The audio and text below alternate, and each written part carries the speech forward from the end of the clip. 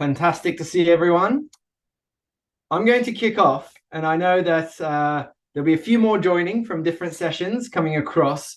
But welcome to Global Doughnut Day. If this is the first session you're joining, I'm Erinch Sahan. I lead the work at Doughnut Economics Action Lab on bringing the concepts of Doughnut Economics to the world of business, in creating the tools, supporting the community of practice that is emerging. And today we have four amazing people from that community of practice who are going to share some of their insights, some of their experiences, some of their wisdom with us, and their challenges on working with Doughnut Economics in the world of business.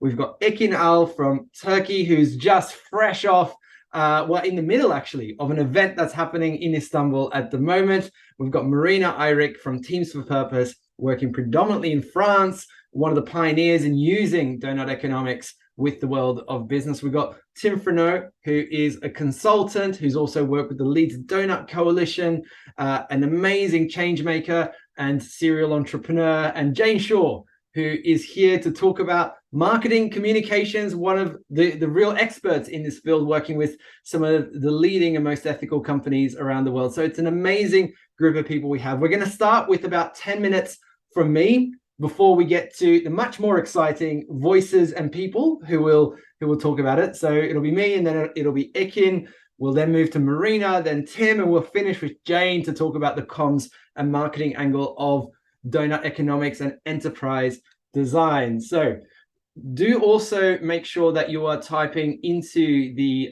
notes, into the chat, any questions you've got for our session towards the end, where we'll have some Q&A time, and do also accumulate some challenging or insightful things you might want to share. So a few reminders as well while we kick off. The BSL interpreters are available for this session, so please click on the interpretation button in the navigation panel to enable that. If you have technical issues, we have two amazing colleagues, Leah and Arthur, here. Do post a message in the chat and tag them so that you can get their attention. Please do keep yourself on mute throughout the sessions. And as I said, please accumulate your questions in the chat. We will address them as best we can after we get through the main presentation. So without further ado, let me jump straight into Doughnut Design for Business and what Doughnut Economics means for the business world. A reminder that this is just one of the events. This global series of sessions we're running is just one of many that are happening all around the world. Hopefully you feel the buzz. Hopefully you can see and imagine everything that is emerging around the world. And certainly the work with businesses is something that's popping up in so many of these. And I'll be joining a few of them through the day as well to talk business and Doughnut Economics. But more broadly, you're also part of a much bigger community of thousands of people, change makers, organizations, networks, cities and regions who are embracing the concept, and entrepreneurs and business leaders and others across the world of business and enterprise who are using Doughnut Economics to drive change, to drive action. The panel is drawn from across those. As I mentioned, they're all people who are practicing these ideas, who've got some insights to share, but it's also an invitation for you to become one of this community of practice and really to be an active member of it. So why are we all here? We're here because of the Doughnut. We find this a compelling narrative. It brings together some critical goals for us, the planetary boundaries, as well as the social foundations.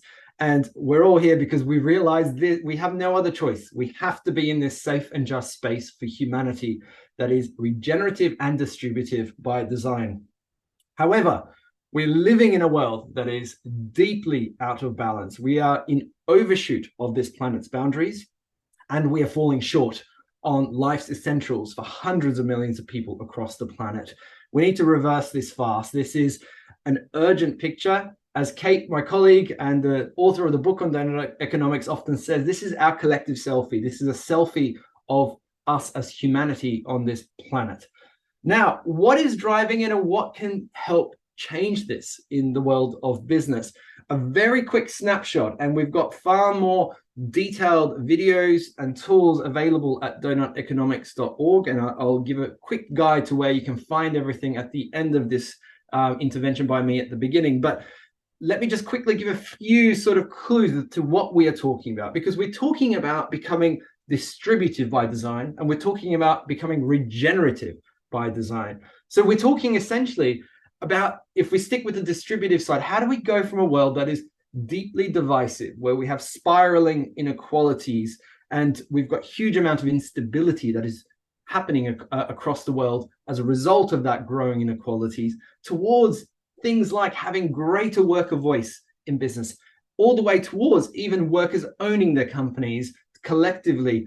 You've got a sign there from Creative Handicrafts where the CEO is saying the workers are my boss, and the workers are saying, I own my fashion factory. That's a fashion factory based in Mumbai in India. Fair tax, so critical to make sure that companies are not just paying their minimum share of tax, but contributing their fair share to help essential services run effectively. If we move to the regenerative side, it's about getting to open modular design. How do we design products in a way that is working with and within the cycles of the living world and our practices more broadly? How do we embrace ideas and practices like agroecological farming that are much more regenerative in the way they work with nature and within nature's limits? So those are the kinds of goals that we need to move towards. But as everybody here would attest, we are not on track. We are in that overshoot mode and we are falling short, and business is pivotal. It's central to this. The pictures I'm showing here of hope and others in our documents and our work are just examples, but they are not the mainstream. The mainstream is falling behind and not making that transition that we need. And we believe that in order to apply Doughnut Economics to the world of business, we need to then ask the key question of what's the design of business? What is holding it back? There's that degenerative, divisive world that we've inherited from the 20th century that asks, how much value can we extract through this enterprise? But we want to move towards that 21st century regenerative, distributive model that asks, how many benefits can we generate through this enterprise? So which of these two questions lays at the heart of the deep design of business? And the way we help companies, individuals who work with businesses, entrepreneurs, investors, anybody who has the ability to shape the design of business, the way we guide them to look at this design issue is to look at its purpose, why the business exists, including its product, including its business model, its networks. So what are its relationships with key stakeholders? What's the nature of it? Is it an extractive relationship? Is it commodified relationships? Its governance structure. How is it governed? Who has power? Is it governed purely in service of finance or in service of its purpose? Its ownership structure. How is it owned? And what are the limits and enablers that emerge from its ownership model? And lastly, most critically, it's finance. What does finance and investment demand of this business? How does it demand certain net margin requirements, dividends? How does it enable or prevent reinvestment into the company's purpose internally? These are the core questions that are at the heart of working with Doughnut Economics if you want to bring it to the world of business. So this is what we mean by enterprise design. It's the questions that unpack all of this. And in order to go through that, we've created a tool called Doughnut Design for Business, and it deals guide to redesigning businesses through Doughnut Economics. And as I mentioned, it's got those two key questions. On the left-hand side, that divisive, degenerative economy question. And that is asking us, how does the design of your business block transformative action? And how do we then move to getting into the donut by enabling businesses to take the actions that are needed? And how could a redesign of business unlock that transformative action? So this is what it means to practice Doughnut Economics, to engage with Doughnut Economics in the world of business. As we sometimes say, if you're not talking about enterprise design, you're not doing Doughnut Economics. It's purely about this. It's not about quantification or creating metrics and goals. Others are doing wonderful work with other frameworks that are different, but that are helpful. The goal and the work of Doughnut Economics is about unlocking the action, unlocking the ambition through the urgency that's needed, about how do we create as much benefit as possible through the principles and the concepts of Doughnut Economics. So if you're on this call and you feel like, yes, I want to actually use this tool, I want to take businesses through a journey, and by tool, we essentially mean a workshop guide. So you can run a workshop for 2 hours or under, or you can run it for 5, 6 hours. We've got 2 versions of the tool that I'll show you in a second. But who might use it? It could be anybody. It could be a consultant. It could be a startup incubator. It could be a business network. It could be a coach. It could be a business founder, an entrepreneur, an investor. It could be an existing business leader, anyone who's able to engage with the deep design of business. If companies want to do a deep reflection, an internal reflection, all the resources are on our website for them to use. It's free, it's open, it's in the Creative Commons. If you work with clients, if you're a consultant or if you're a business network, or if you're an organization that somehow works with lots of different businesses, we ask you to register as an organization in action. And you can see some of those listed there on the right. And there are some guidelines around that. We want to make sure that only those that are truly values aligned are the ones that are using it. So before I pass over to the first member of the panel, I'm going to show you very quickly as well where to find all of this information, because sometimes it's useful just to sort of give a sense of where everything lives. And this is the Doughnut Economics Action Lab website. If you go to themes and then you go to business and enterprise, you can find all of the tools links here. We have a video where the concepts are unpacked in much more detail than I just gave. You've got the 2 tools, the core tool, which is the longer one, and the taster tool. And if you click on either of those, it takes you straight into the tool itself, which is available online as Google Slides or as a PDF. And it gives you a guide through the entirety of those concepts that I just mentioned. So do check that all out. I'm clicking it through to demystify it so that it's easy to find, so people can engage and play with it. All the instructions are there. Everything that you will need is there, including the canvases on how to run the workshops. And then secondly, I'm just going to go back to this bit. If you're an organization in action, we ask you to register through Organizations in Action here, and you'll see many of them are listed. We've got a really nice and all the members of the panel here are also listed among these Organizations in Action, by the way. We've also got a map where you can see where these organizations are. So when businesses want to work with us, we say, don't work with Doughnut Economics Action Lab. Here are the practitioners of this tool. Here are the organizations. Go find one that's based in your part of the world. And you can, for instance, go in, this is Ekin's organization, Onarım Atölyesi in Istanbul in Turkey. You'll be able to find that. If you're a organization and you want to be listed in here, there's a public declaration form you can find right here as well. Short form to demonstrate how your values aligned. This is the community we're building. Stories are emerging. New adaptations of the tool are emerging as well. So we're very excited to welcome more and more of you into this world. I'm going to stop there. Ekin, I'm going to pass over to you. I know you've just come out of a room full of donut enthusiasts in Istanbul, but you're also one of the most advanced practitioners of Doughnut Design for Business. So over to you to share your insights with us. Thanks, all of things, Erin. I'm very happy to be here.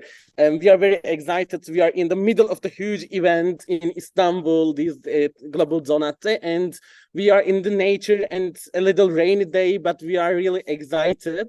And hello, everyone. Again, I am Ekin. I'm the founder of the Onarım Atölyesi, similar to regenerative impact space or regenerative design space, maybe.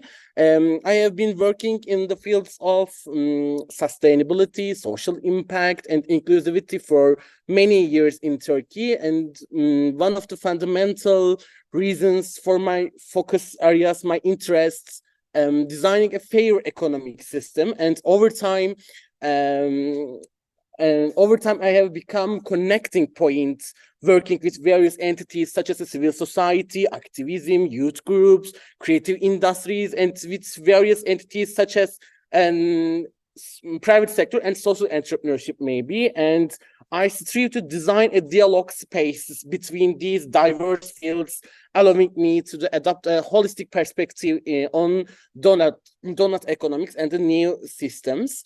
And I encountered the Doughnut Economics 5 years ago, and I have been passionately advocating for this model ever since. And I saw the need to rewrite the narrative and create a new story, especially in Turkey, because we are economic models, I think, not focused on real sustainability in these days.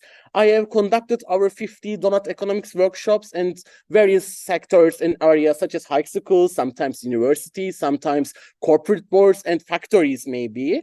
Over the years, I witnessed the many changes, but believe me, it was extremely challenging for me because in Turkey, sustainability was a relatively new topic, I think, and we discuss often limited area. For example, just we focus on United Nations SDGs, but it's not enough for the understand the sustainability and regeneration, I think.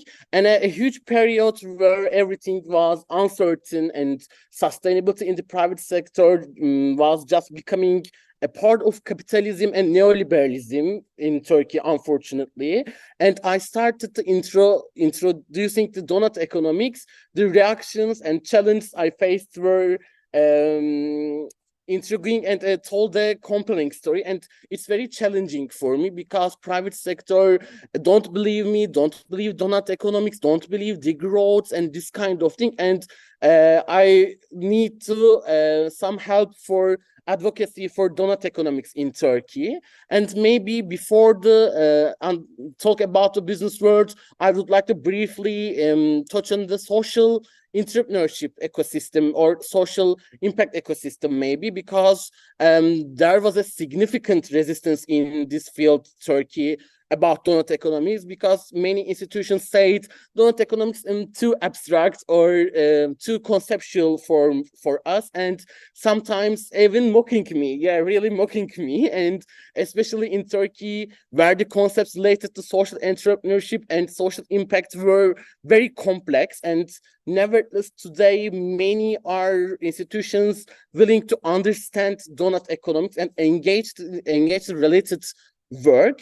And it's gratifying to see growing popularity of the topic in the country, especially arrange a big hero in Turkey these days, especially after the impact week in Şirince, Izmir.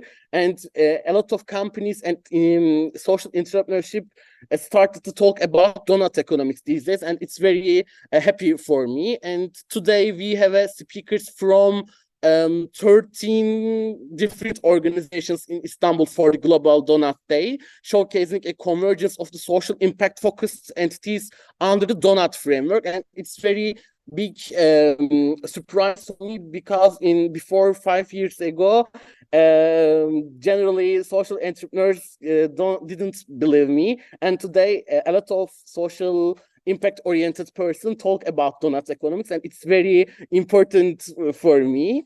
And generally, we are in the process of establishing the Doughnut Turkey community, organizing meetings in 5 different cities over the next 5 months, and collaboration with various social impact organizations. And in summary, after facing significant opposition and skepticism, we are now coming together under the Doughnut umbrella, and it's very excited for me. We discuss how social ventures can align with Doughnut Economics during their design phase, and it's very important for me. Now, let's talk about situation in the private sector. It's a very hard area for me because private sector really, I think, can understand social sustainability especially. And I have been working in radical transformation of the private sector for a long time, but realizing that this was a more challenging and I initially thought made me feel somewhat hopeless sometimes. And I questioned whether we could transform these massive organizations whose sole focus is growth. And these days, sustainability often treated as a marketing term and their communication department in the private sector. However, today I see that the transformation indeed, yes, it's difficult, but we can take the first step in Turkey, I think. The most challenging part is taking those initial steps when I presented Doughnut Economics to the boards of banks maybe 5 years ago, they would love it and calling me an idealist. You are very idealist and a good person, but it's utopia. We can't believe this, and it's impossible. But today they are asking a lot of questions, and I love it because why Doughnut Economics? Our regenerative or distributive system is possible, or are there any examples, or what small projects can we undertake? This is a significant achievement, I think, because despite the mockery and initial disbelief, we are progressing towards a more hopeful state and story, I think. And yes, of course, it's not enough, but considering the entire private sector, it's a very important steps, I think. And I would be delighted to share a few tips on what I believe works effectively in Turkey. I might just jump in and say maybe one tip. We're a little bit low on time. So one really tip from you is, I'm talking I'm talking too much. I'm really sorry. Especially on enterprise design, if there's anything that emerges, because like you and I ran a workshop together near Izmir, ownership models, governance structures, this did emerge. So anything you can kind of talk, that would be wonderful. I think this is very important. We must show that a regenerative and distributive system is possible, because it's very abstract and construct model, and we can do this and show examples from around the world and explain different business models. We need to demonstrate it's a feasibility. I think it's very important tips for me, and I am really sorry for a long talk. No problem. Really exciting to have you, Ekin. I'm delighted to be there. And always amazing to work with the dynamic youth in Turkey that are driving so much of this change. I'm going to move over to Marina, because I know, Marina, you've really driven some of this. You've done a handful of pilots already with companies. What can you share about bringing Doughnut Economics and particularly enterprise design conversations, opening them up with business leaders in France? Mm-hmm. Yes, thank you. I think the thing is, the Doughnut model itself, I think it's much more well known, at least among sustainability practitioners. It's a known model at this point, at least in France. So what has been more of a challenge is how to open, as you were mentioning, open up this conversation and going further, and just being aware of the model, what it is, about the planetary boundaries, about the social foundations, and so on, and saying really, okay, how can we actually change? So this has been a bit challenging. So I think there are different organizations here that are trying to push and knock at the different doors to companies that actually would be this kind of exercise, let's say. So I've run a couple of workshops, but I must say that at the moment, what is more feasible, so because you also asked to share some tips maybe, is at least having a conversation on what this tool is about, what is behind, that you could be running it in 2 hours, 5 hours, and so on.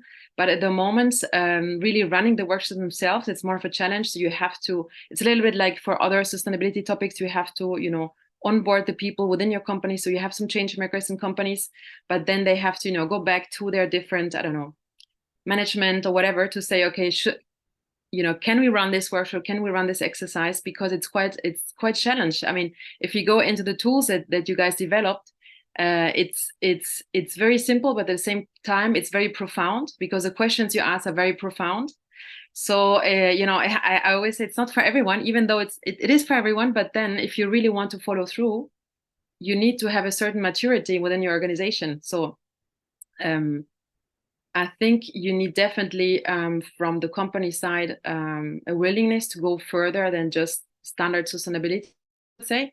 I always say go beyond CSR, which might be a bit radical, but so not everyone is really open to do it yet. But the change we see, this year again, we have exceeded, when it comes to climate change, so many records. Even October has been the hottest on record. So I think more and more people are actually within companies also being aware that there's an urgency, as you were saying, Erinch, before.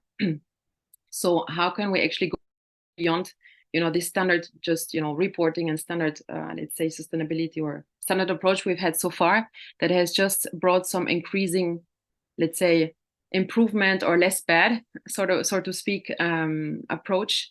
And how can we go into this change of, as you were saying, that the change of enterprise design,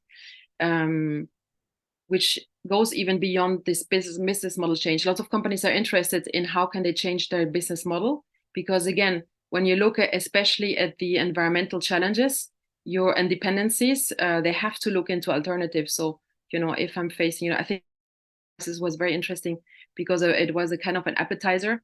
If your value chain gets disrupted, how you can continue doing business, if people want to work with you or not anymore. Certain sectors have seen this, that people don't want to work for certain companies anymore because of different reasons.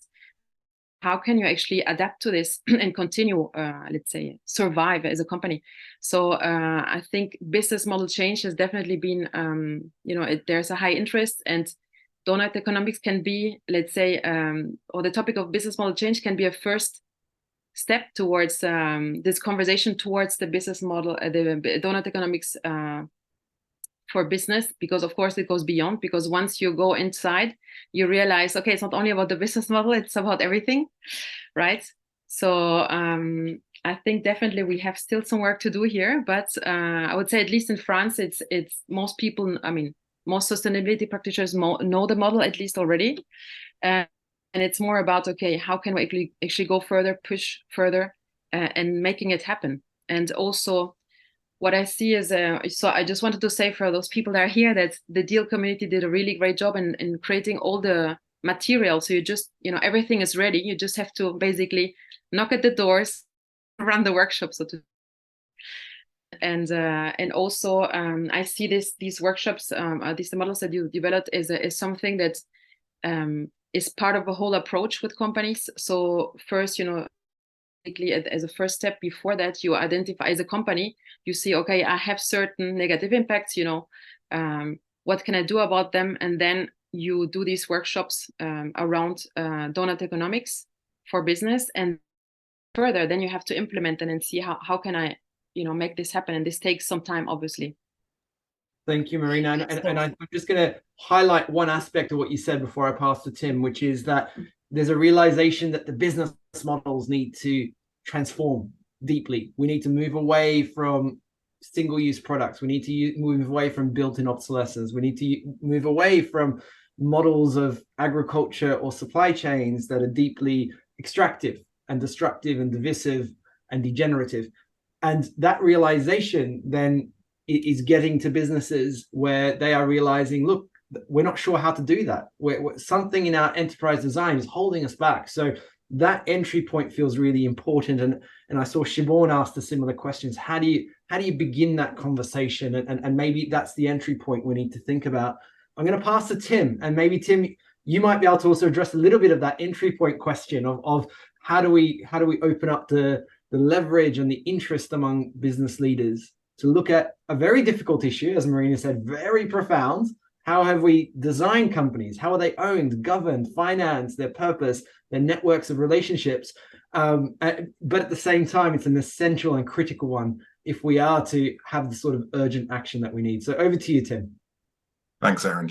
I mean, I think that sums up both the challenge and I think the greatest strength of applying the Doughnut to businesses. Like, we have to ask that fundamental question of what is business for, and the Doughnut is a way of answering that. But I think that's not a question that business has ever been used to asking. The business just heads on. We know what business is for. Business is here to make profit, and so it makes profit and it drives growth. And that's what it's always done, because we've never really started to hit the limits to growth until we are now, as we get mired in the climate crisis and the nature crisis and the poly crisis, the cost of living crisis. We're seeing ever more crises on top of crises, which is the system doing what systems do. It's feeding back, and the Doughnut is a great tool to help us understand that. And I think, for me, I mean, I've also been involved with the kind of the Deal community since it first established. I've been super excited to see the Doughnut Design for Business tool arrive. I mean, literally, when it was launched, I was deep in a conversation with a startup business that was saying, how do we transform our business model? And they had all these great ideas. And what they really needed was a process to take all those great ideas out of their heads, put it down on paper, and understand what it meant for their organization. So literally for me, the toolkit arrived at the perfect time, because I was able to say, guys, we've got this tool now. We're going to sit down. We're going to work it through. And it was just what they needed. And I think that's the point, really. For me, this is some of the most important area that Doughnut Economics needs to penetrate, because the problems that we're facing as a global society are rooted in business. So it's rooted in the way that we do business, but it's not business that's the problem. It's the aim that it's being used for. Businesses are the most effective ways that humans have ever found of collaborating. You know, the impact is huge. We've changed, you know, we've ushered in a new era. We've ushered in the Anthropocene through businesses. So changing that goal will usher in another new era, and that's what we need to do. And so the business of the future needs to be driven by well-being and supporting life, human life and non-human life, in a sustainable way. And that's the exciting bit for me. And this is the great thing about Doughnut Economics, is it both helps us understand what the problem is. So you've got those great global planetary selfies, and you can see what the problem is. But then we've got the tools to do something about it and apply it to a business or to a place. And here in Leeds, we've done some of the applying it to place as well. But for me, I'm really interested in making it work for businesses. I guess my journey to the Doughnut, I used to be head of economic policy. I developed England's first carbon negative industrial strategy. And at the time, it felt like a big thing, but actually now I realise that even that wasn't going far enough, and that we need to push way beyond that. And so I've been on this journey, and Doughnut Economics has helped me with that. But for a long time, I was operating from my head. It was like, planet's in crisis. Here's a tool, we can use it. And it was only once I started engaging on an emotional level when, at the launch of the Doughnut in Leeds, we built a donut on the floor, and I stepped through it. And I stepped out beyond the planet's boundaries, beyond the planet's carrying capacity, and I was scared. And then I stepped into the middle, and I stepped below the social foundation, and it's a place of sadness. And so that emotional journey that I've been on is one that I want to take others on, because I genuinely believe that the most powerful change comes from the heart. And so for me, the Doughnut is a really good tool to get into businesses to start talking about this. But we need to really make it transformational. Yes, we need to do the enterprise design, but we also need to change hearts. And I think that's the big picture. That's what I'm really interested in, is how you engage people's capacity to care for life, and use that through their business. But yeah, thank you for the wonderful tool, Aaron. It's brilliant, and it is powerful. And yes, loads of people don't get it. And Siobhan, I think the answer to that is what Kate says in the book: go where the energy is. Find the people who get it and do it with them. And don't waste your time banging your head against a brick wall. There's too many brick walls out there. Don't go and bang your head against it. Find an open door and walk through it, and then others will follow you through. Thank you, Tim. And yeah, you're one of the few people who have brought me to tears when I've heard you cry. So when I've heard you speak. And the other person I'm about to hand over to is Jane, because we were at the Eden Project a couple of weeks ago at Anthropy. We were on a panel together, and the way she brought the question and the engagement down to a personal level had the exact same effect. So this is serendipitous that Jane is following you, Tim. But Jane, I just want to unpack a little bit through you. How do we talk about some of these things? Because there is that personal journey, as Tim said. There is the fear of being outside the ecological boundaries, and then there's a sadness of falling short on life's essentials. So there's this personal bit. At the same time, we want to talk about the design of business, because that is what can help unlock the kinds of actions and enable the personal leadership that Tim and others here are talking about as well. What are some of your insights about how do we get companies who put, for instance, nature on their board, or have a multi-stakeholder ownership structure, or put profits or half or majority of their profits back into the social or ecological purpose, these structural enterprise design things that we're trying to use to unlock the actions needed. How do we communicate, and how do we make this a compelling message? Well, I've got lots of notes, but I think on the basis of what Tim's just said, we just need to rip those up, because everything Tim has just said shows us everything we need to know and tells us everything we need to know about how we communicate it. You know what? One of the things Tim said there was, I was on a journey. Okay. And if we are changing our enterprise design, we are going to be on a journey. And it's going to be messy, and it's going to be unknown. And at times it's going to be really serious. We're going to make mistakes. That's all going to be there. And so when we have this kind of traditional 20th century view of marketing and comms, then we don't think we can possibly share that with customers.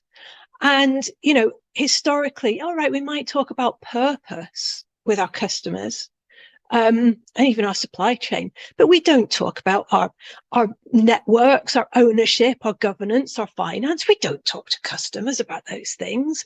And so I think one of the things about being, you know, regenerative and being transformative is actually transforming how we view our communications and how we view our marketing. And our marketing becomes far more focused on communication, creating conversation, than it does with this, you know, being a public speaker and, you know, telegraphing out what we think others should know.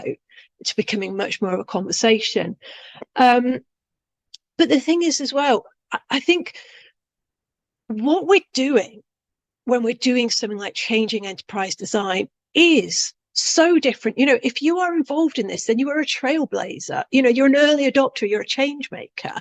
And actually, I actually kind of feel if you're doing that, there's actually a responsibility comes with that to kind of inform and inspire others. And so, you know, Tim again was talking about engaging people and their hearts. And that is how that's how we talk about enterprise design. And actually, I'm going to be completely honest, you know, Tim also said, find the people who get it. And Marina said, find the people who get it. And actually, I think we've got to be a lot braver about recognizing that our customers are coming to us because they get it. And okay, and not only our customers, our supply chains, you know, and sometimes even our competitors or those in the same space as us who maybe will become our collaborators as we change our enterprise design, who knows? And I think when we kind of do that, it allows us, and when we transform the way we're thinking, it allows us to embrace our imperfections. And if we become open about the fact it is a journey, actually that in itself engages the people we want to engage. And I think it does, you know, the whole thing changes, the whole way we look at these things changes. And it means we have to start, again, questioning tools that we've traditionally used. Because a lot of the time with something, when we're marketing, you know, this idea that I said before, you know, we often think of marketing as us in the public square, we're the town crier, and we're telling people what they need to know, often with a view to buying our stuff. And actually, when we begin to transform that into a communication process where we're inviting conversation with customers, actually, we often find that our customers really enjoy the option to kind of almost talk to us on a private level. So it's the difference between, you know, putting something out on social media and then one person at the back of the town square shouts and then everyone else follows them. Whereas perhaps if the same information went out in an email where there's more chance to explain it and go into nuance and intricacy, and people then come back and start saying, I don't get it, but why are you doing this? Or I thought you were already doing these things. Because, you know, we do have these issues that we get scared because our conscious customers can be very, very passionate and very vocal.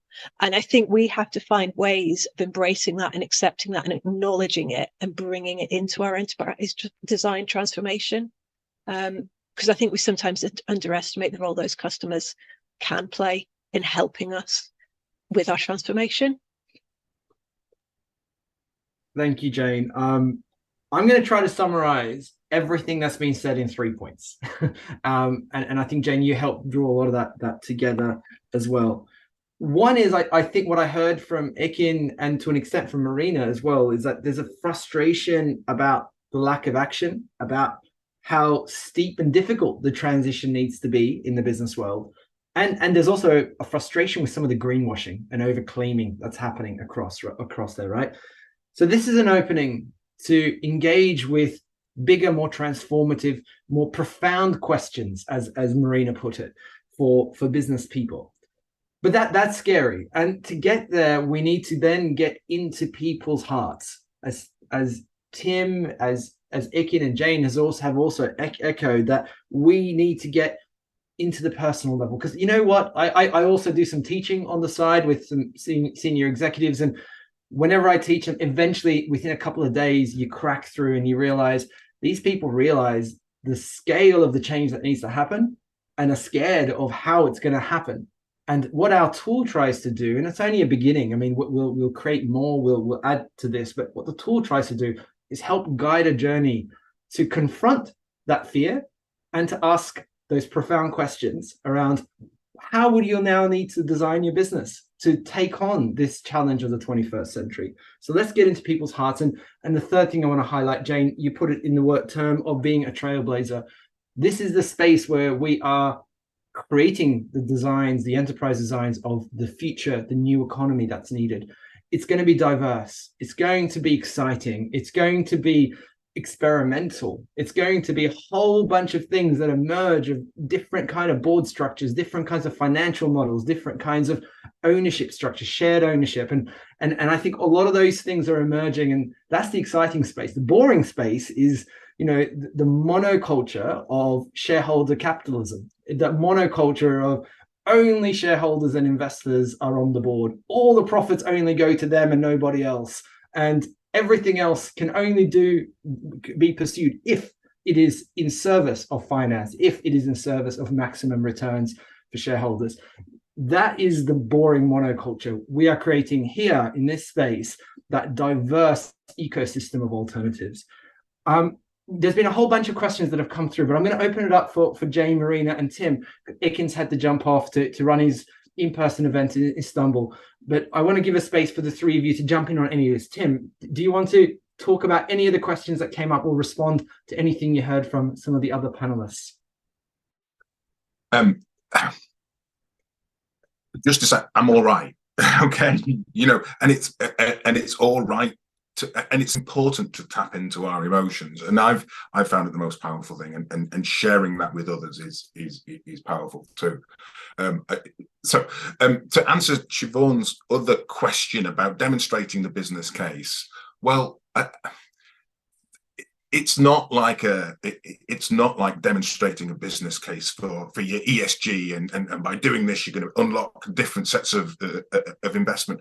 The business case is the global systems, and that's so I developed a workshop that I run before we get to Doughnut Design for Business, like Marina was talking about onboarding people with this idea.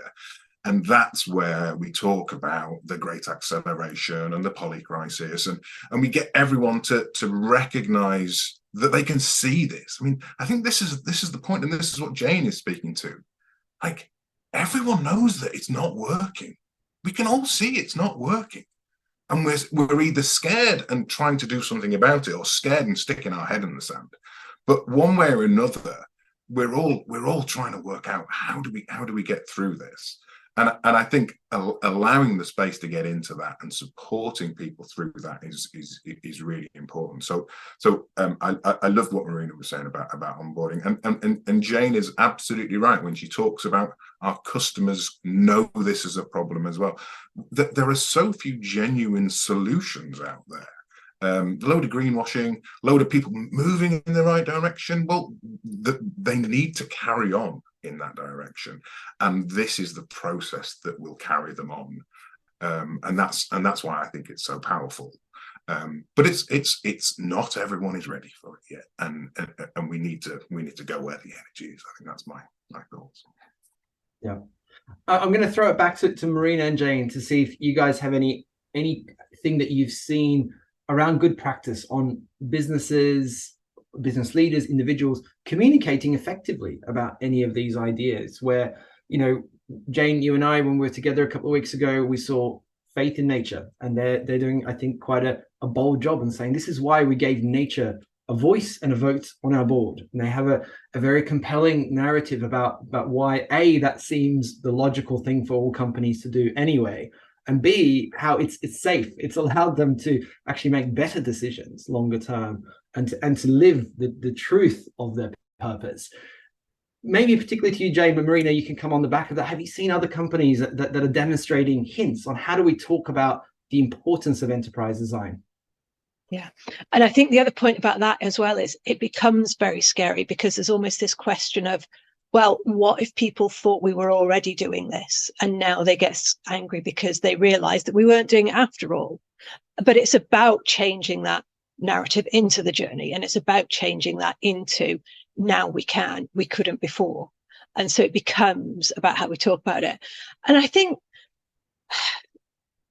who talks well about enterprise design? I mean, it's what I find fascinating is a lot of the companies that are doing it don't even realize that this is something they can talk to their businesses about. So, I mean, it's a small company, as it often is, but Kite Creative are a UK company that do regenerative household design. They're using natural materials and really trying to have a regenerative impact on people and planet in all their business practices. But again, they turn around and they go, oh, but we just say what we do. And they're not understanding that what they're hiding away in, you know, their kind of about page on their blog is exactly what people want to hear. And so, sorry, just seeing the chat and getting distracted by the chat. And so what you've got people like they're doing is actually, it's just about finding ways to amplify those voices. It's all there. They just don't realize that people want to hear it. People do want to hear it. People are desperate for guidance. People are desperate for someone to take the lead, and they don't feel they're getting it from government usually. And, you know, they know as individuals, they can't do enough. So business is so well placed to take the lead on this. I'm going to give the last word to you, Marina, on anything you want to share on how do we communicate about these, any examples you saw, or any pearls of wisdom related to anything you've heard so far or read in the comments. Yeah, maybe 2 comments. So another example comes to my mind is, so I don't know if they're fully, true in line with the whole Doughnut Economics for Business, but a great company that has been working on to become more sustainable since the 90s is Interface. They do carpets. And one of the recent things that they have done is, because they wanted to go, they have been offsetting their residual CO2 emissions. So one of the last things they've done is they want to be truly regenerative, and they have briefed their engineers for their factories to become like forests. So, so I'm very curious to see what the outcome is. But, this is the kind of approach, out of the box approach that is needed really. So how can we just, go beyond this traditional just compensating or whatever, and really, even if you're not like a forest management company or whatever that is in their own, company design doing these things, how can we actively become regenerative? This is an interesting example. And then also I just wanted to share, it reminded me when I saw Tim and talking about emotions and so on, when I do, trainings and I talk to change makers that try to change things within their companies, or even, with their clients or whatever, there's this model from Aristotle about the art of persuasion, and it has 3 pillars. One is logos, of course, logic, numbers. The other one is values, ethos, so incarnating the values we're trying to transmit. And then there's pathos, the emotions. So true change comes only if you touch the heart, and not being scared to do this, even in a business context. It seems that we have, we're not allowed to bring our emotions into the company. You want to enter the company or the office like a robot just talking about numbers, but actually we're humans. So in the end, don't be scared to do this. So maybe this is also something I I often share, and I think it's very important when it comes to changing things. And you know, the Doughnut Economics for Business is about true change. So you need these profound, also, you know, on the emotional side, you need these changes as well. Thank you, Marina. Well, I'll wrap up. We're 2 minutes over. I invite everybody to go to the doughuteconomics.org website. You can go through the themes to the business enterprise page. All of the materials are there. All of the guidelines are there. You can go into the tools where you can look at how you can use them in your context. And if you're an organization that works with multiple companies, do sign up as an organization in action so we can profile your work and we can validate that your values aligned along the lines of all these amazing enterprises and organizations around the world who have joined our community. So thanks again. And I really want to thank Ikin, Jane, Marina, and Tim, who have made this such an emotionally honest, powerful and profound discussion throughout. I didn't quite expect that, but I should have, knowing the names that we've pulled together. So thank you all, and particularly to Jane, who's dialed in from Vancouver Island at a particularly ungodly hour right now. So thank you guys. Happy Global Doughnut Day all, and we'll see you in future sessions for the rest of today. Thank you.